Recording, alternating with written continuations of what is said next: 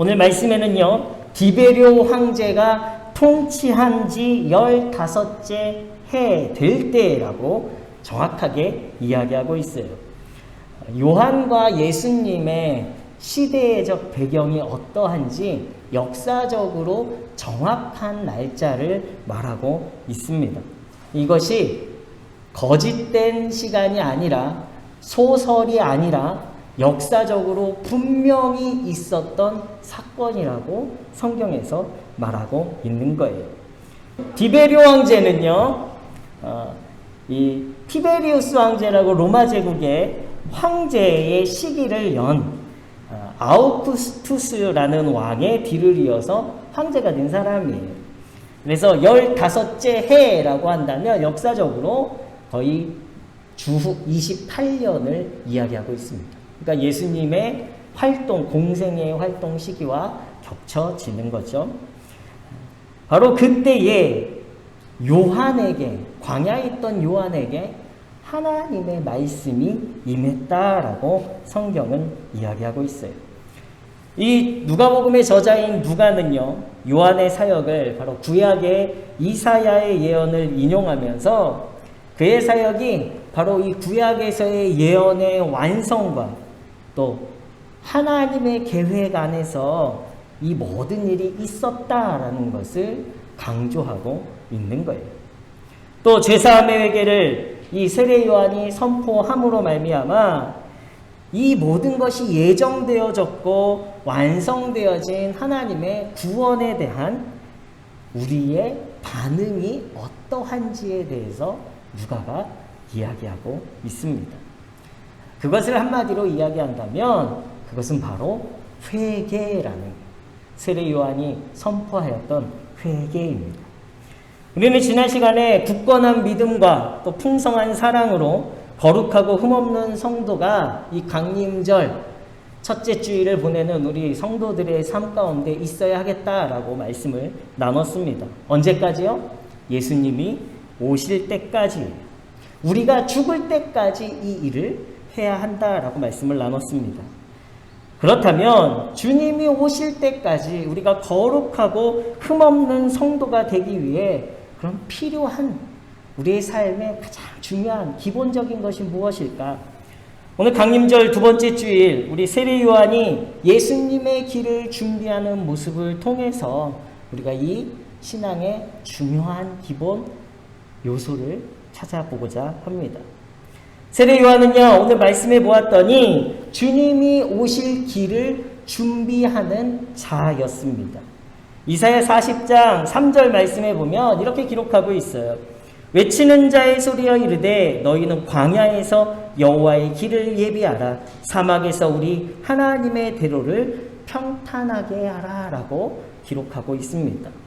광야에서 외치는 자, 바로 세례 요한이 여호와의 길을 예비하는 자, 여호와의 길을 준비하는 자라고 기록하고 있어요. 요한이 해야 할 것은요, 바로 여호와의 길을 준비하는 일이었습니다.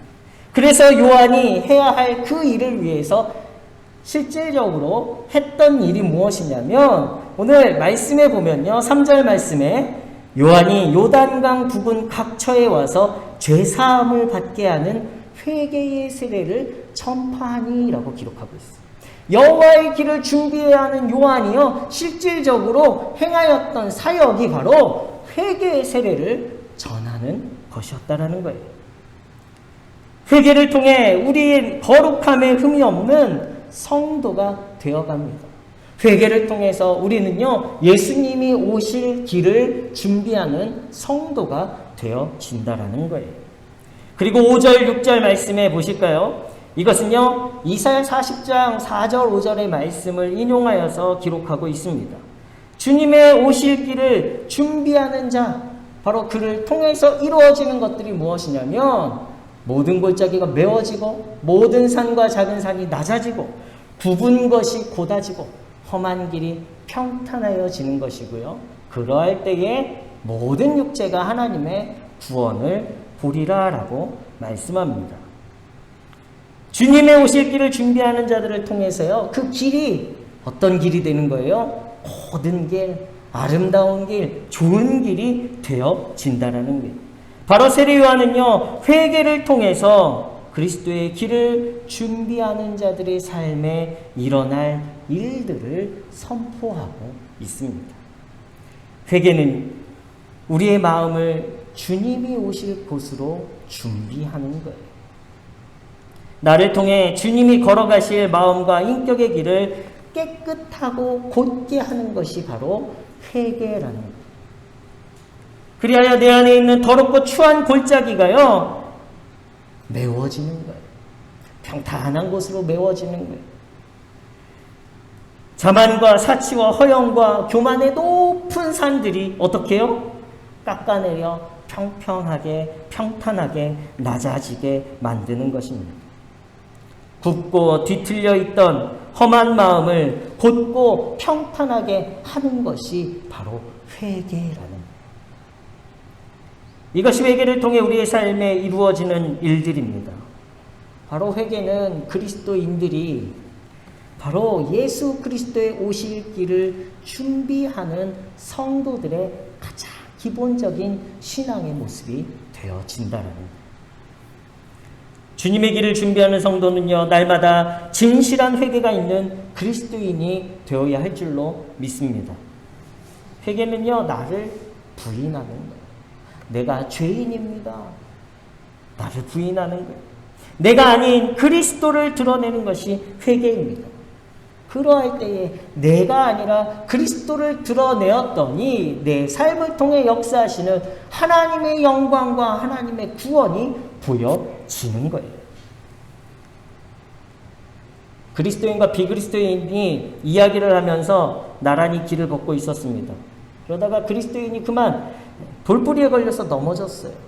넘어지면서 너무 아프니까 막 불평 섞인 불만과 욕을 해댔습니다. 아이, 누가 여기에다가 욕을 했어요. 그러다가 잠시 후에 옆에 비그리스도인이 있는 것을 보고 다시 마음을 고쳐잡고 회개하면서 주님, 그리스도인으로 산다라는 것이 너무 힘듭니다 라고 이야기했습니다. 그러자 옆에 가만히 지켜보던 비그리스도인이 이야기하는 거예요. 여보게, 자네 뭘 그런 거에 다 회개하고 사나? 그냥 편안하게 살지. 이렇게 이야기하는 거예요. 우리는요, 편안하게 살지라는 이 비그리스도인의 말에 공감하고 또 그의 말에 고개를 끄덕일 수도 있겠습니다. 그러나 그리스도인은요, 조그만 죄에도 민감하게 반응해야 한다라는 거예요. 바로 거기에 그리스도인의 생명이 있는 거예요.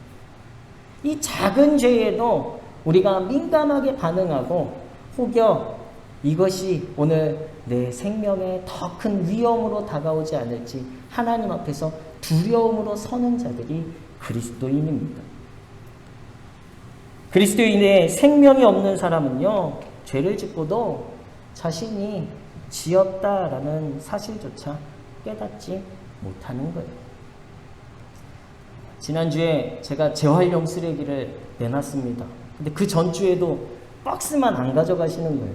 그러니까 이 청소하시는 분들이 박스를 수거하시는 분들을 위해서 그거를 이렇게 내어놓으시는데 지난주에 안 오셨어요, 그분. 그래서 산더미 같이 쌓여요. 이번 주에 내놨습니다, 또. 다시 탁 내놨고 아침에 기다렸더니 또 안 가져가시는 거예요. 그래서 오후에는 가져가시겠지 기대하고 또 앞에다 그냥 놓고 기다렸습니다. 오후에 딱 왔는데요, 박스가 더 많아진 거예요. 막 이렇게 조금 정리도 안 돼 있게 이렇게 앞에 놓여져 있는 거예요. 누가 이걸 여기다 내놨지? 순간 막 화가 나는 거예요. 그래서 딱 봤더니 누군지는 말 안 하겠습니다. 이 박스가 순간 너무 화가 나는 거예요. 어쩌면 저럴까? 참 예의도 없고 선도 없고 어떻게 교육하시는 분들이 왜 저럴까? 어느 지위도 있으신 분이 왜 저럴까?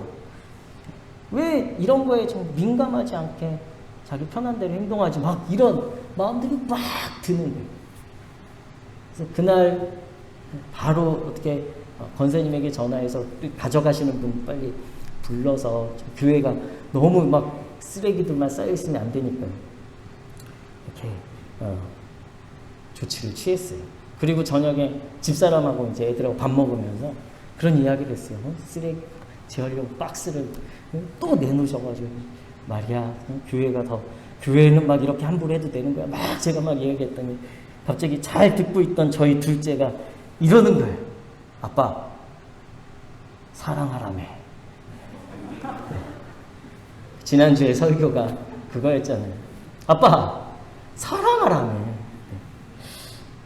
그날 저녁에요, 묵상하며 기도하는데요, 하나님이 책망하시더라고요. 너는 너의 죄에 민감하니? 저에게. 너는 말씀대로 살고 있니? 다른 사람 뭐라 하지 말고 너나 잘해. 그 마음은 저에게 팍 와닿더라고요. 다른 사람의 하나님이 아니라 그 하나님은 나의 하나님이고요. 나의 구원자가 되기 위해서 나는요, 오늘 더 내 자신을, 다른 사람을 통해서 내 자신을 바라봐야 하고, 내 안에 죄가 있는지 없는지 내가 더 민감하게 반응할 수 있어야 돼요. 내가 회개하며 내가 죽어질 때에 우리 안에 그리스도가 드러나지기 때문입니다. 내가 회개하고 내가 깨끗하게 살아간다고 해서 우리가 다 그리스도인이 되는 것이 아니에요. 평탄하게 하는 것, 정결하고 거룩해지는 것은요, 회개하려고 하나님 앞에 무릎 꿇고 회개하는 마음으로 하나님 앞에 가까이 나아가려고 하는 우리들의 모습을 보시고 하나님께서 우리를 깨끗게 하시는 거예요. 우리를 의롭다 인정해 주셔야 우리는 의인이 되어지는 것입니다. 로마서 8장 26절 말씀에 보면요, 이와 같이 성령도 우리의 연약함을 도우시나니 우리는 마땅히 기도할 바를 알지 못하나 오직 성령이 말할 수 없는 탄식으로 우리를 위하여 친히 간구하시느니라. 내 안에 성령께서 회개하게 하시는 거예요. 우리가 민감하게 반응할 때에 성령께서요, 우리에게 이게 죄야, 회개해야 돼 라고 말씀하셔서 성령의 인도하심에 우리가 순종하고 회개하는 그 순간부터 그리스도께서요, 우리를 거룩하고 흠없는 자로 세워주시는 것입니다. 이 시대 속에서 회개하는 그리스도인들과 그들의 사역을 통해 그 시간, 그 장소, 그곳에서 그리스도가 현현 임재하시고 그리스도가 그를 통해 나타나 주시는 거예요. 그리스도인은요, 회개함으로 나는 죽어지고 내 안에 역사하시는 하나님을 드러내는 삶을 살아가는 사람들이 되어야 하는 거예요. 오늘 본문 5절의 말씀은요, 이사야 선지자는 여호와의 영광, 여호와께서 임재하실 때에 나타나는 현상으로 선포했습니다. 하나님의 나라 여호와의 구원하심에 이루어지는 일이 바로 평탄해지고 낮아지고 고든 길이 이루어지는 거예요. 여호와의 길을 준비하는 자, 그렇게 되기를 기대하는 자 안에서 하나님은요, 그를 통해 그 일을 이루어 가시는 것이에요. 회개하는 자의 삶을 통해 하나님이 일하십니다. 요한은요, 철저히 자신의 사명을 바로 그리스도의 길을 준비하는 데에 오롯이 사용하였습니다. 마지막 자신의 생명은 예수 그리스도를 위해 순교당하는 삶을 보냈죠. 바로 자신의 삶이 아니라 그리스도의 삶을 살아갔어요. 사도 바울도 자신의 신앙을 이렇게 고백합니다. 갈라디아서 2장 20절 말씀에 보면 이제 내가 산 것이 아닙니다. 그리스도께서 내 안에 사시는 것입니다. 진정한 그리스도인의 삶은요, 바로 이 고백이 있어야 돼요. 내가 사는 것이 아닙니다. 그리스도께서 사시는 거예요. 이 일을 위하여 우리는요, 오늘도 우리 죄에 민감하여서 내 자신을 돌아보며 우리는요, 겸손히 회개함으로 주님 앞에 나아가는 성도가 되어야 할 줄로 믿습니다. 이것이 강림절 두 번째 그리스도께서 오시는 길을 준비하는 성도의 모습이 되어야 하는 거예요.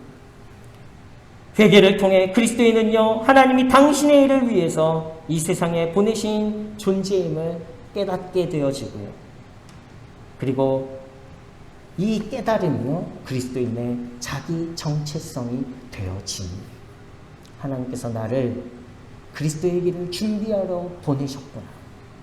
그러기 위해서 우리는 더 내가 아닌 그리스도를 드러내기 위하여 날마다 회개하는 삶으로 주의 영광과 주의 구원을 드러내기에 힘쓰는 성도가 되어야 할 줄로 믿습니다. 하나님은 그러한 자를 통해 당신의 뜻을 세상에 펼쳐주십니다. 다른 사람이 어떻든지 어떻게 생각하는지가 중요한 게 아니에요.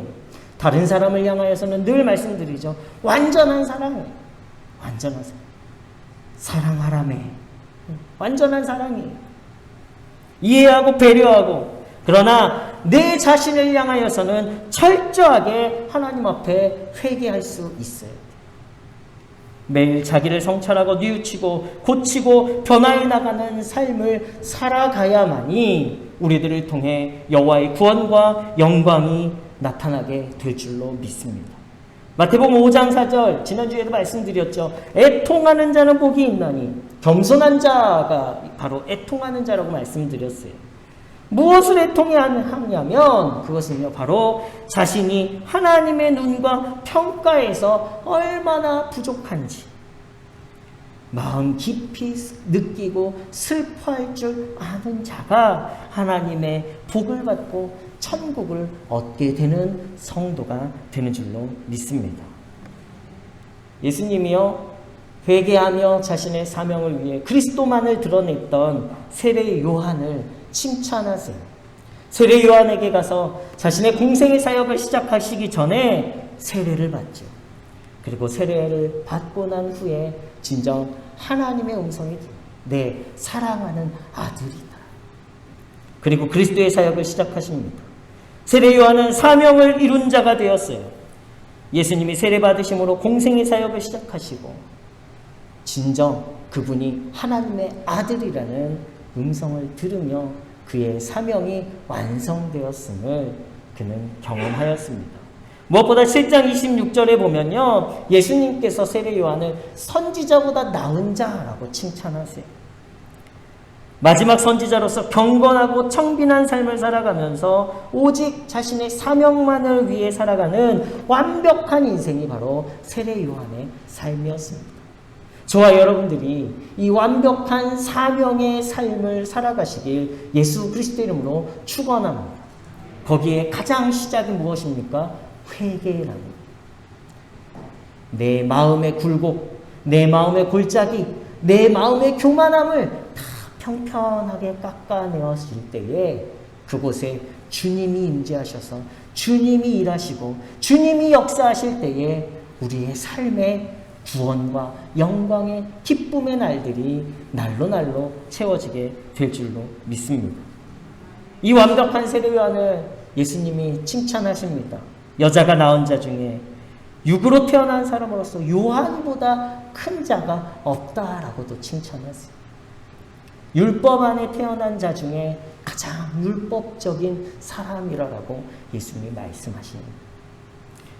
예수 그리스도의 사역을 시작하는데 여러분들의 인생이 사용되어지길 예수 그리스도 이름으로 축원합니다. 회개함으로, 낮아짐으로, 겸손함으로 내가 아니라 예수 그리스도를 드러내어질 때에 나의 역사가 아닌 하나님의 역사가 저와 여러분들을 통해 이루어지길 예수 그리스도 이름으로 축원합니다. 그리스도인은 요한과 같이 예언자의 삶을 살아가는 성도여야 해요. 예수 그리스도를 드러내는 삶으로 부름받은 존재가 바로 그리스도인입니다. 우리 옆에 계신 분들하고 인사하실까요? 나는 그리스도인입니다. 다시 한번, 나는 그리스도인입니다. 또 인사하겠습니다. 날마다 회개함으로 예수님만 드러냅시다. 다른 거 기억하지 마시고 이것만 기억하세요. 날마다 회개함으로 예수님만 드러내자.